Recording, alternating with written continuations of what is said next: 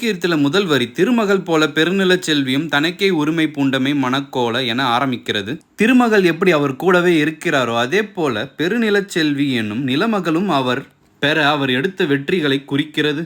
இதுல முதல்ல வர காந்தலூர் சாலை களமறுத்தருளி என்பதே அவருடைய முதல் வெற்றி.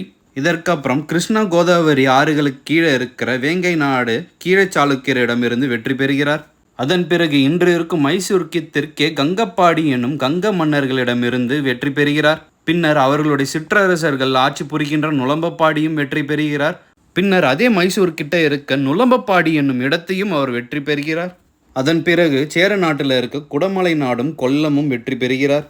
இன்றைய ஒரிசா எனப்படும் கலிங்கத்தையும் அவர் வெற்றி பெறுகிறார். பின்னர் இலங்கையில் இருக்க சிங்கள மன்னர்களையும் அவர் வெற்றி பெறுகின்றார். பின்னர் இரட்டப்பாடி ஏழரை இலக்கமும் என்ற இன்றைய மகாராஷ்டிராவில் இருக்க ஒரு இடத்தையும் வெற்றி பெறுகிறார். அதன் பிறகு இரட்டப்பாடி ஏழரை இலக்கமும் என்று இன்று கூறப்படுகின்ற மால்தீவுகளையும் அவர் வெற்றி பெறுகின்றார். இவர் வெற்றிகளை முடித்த பிறகு வரும் வரிகள் திந்திரல் வேன்றி தண்டார் கொண்டதன் எழில் வளர் ஊழியுள் எல்லா